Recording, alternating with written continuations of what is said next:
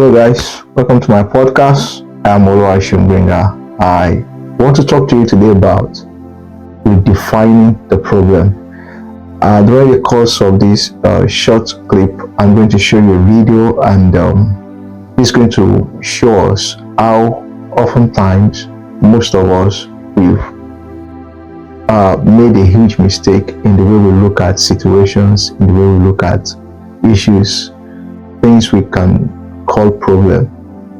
Oftentimes in life, I discover that most time when we have problem, whether with people, whether we have problem in our place of work, whether we have problem in our homes, a problem around like that, we have failed most time not to carefully look at what the issue is or what the issue was, and most time what we call the problem is actually not the problem. So there goes this popular saying that the problem is not the problem, but the way you look at the problem is the problem.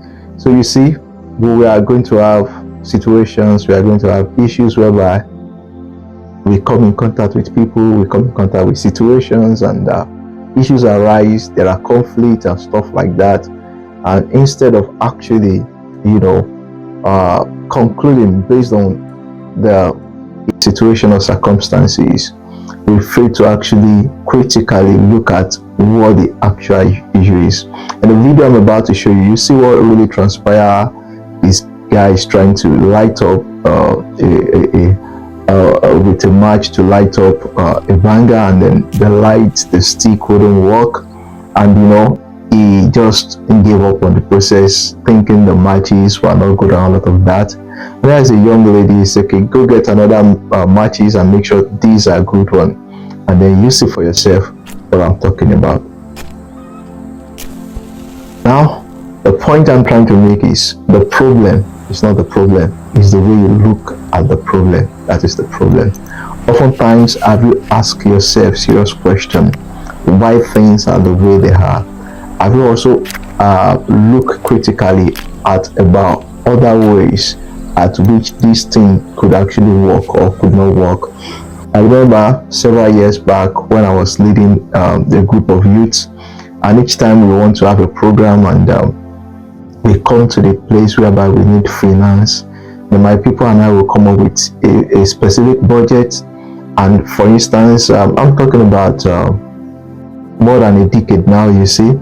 I have some of these, my people will say the problem now is money. We have a good plan, we've got a good strategy out of that, but the problem is money. I'm quick to always tell them, I was quick to always tell them, you say, look, what we've had, the plan is there, but what we need is actually not the money you call the problem.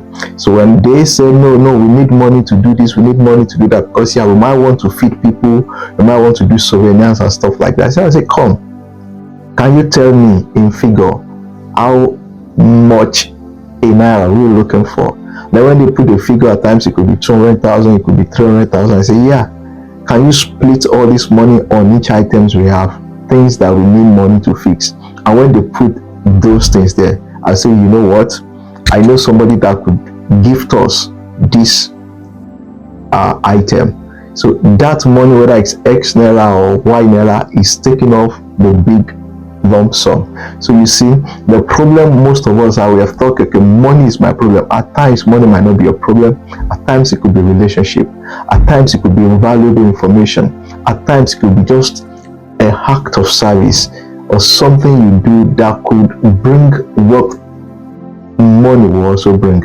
Oftentimes you see people who are sick, they've been trying to diagnose them, the doctor, the medical practitioners, they've not been able to diagnose exactly what the problem was until they've just discovered that, hey, wait a minute, how is your diet like?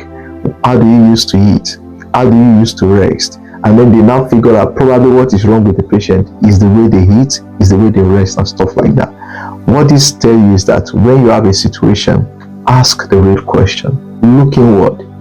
Before you begin to externalize issues, before you blame someone, before you blame something, before you blame system, how about you internalize it?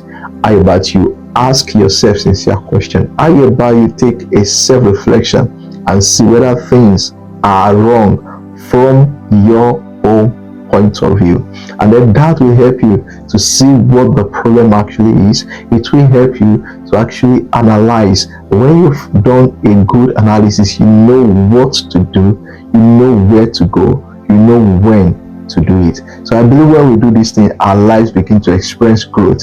We begin to see results where we have recorded failure before.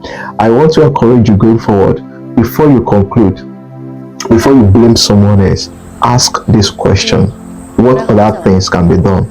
How in other ways can I approach this? And when you ask this question, when you internalize first whether you could be better at getting another result instead of blaming people, when you internalize this thing, you are likely to find solutions to the so-called problem. Don't forget, the problem actually is not the problem, it's the way you look at the problem. Until next time I come your way, it's me saying, keep winning. God bless you. Cheers.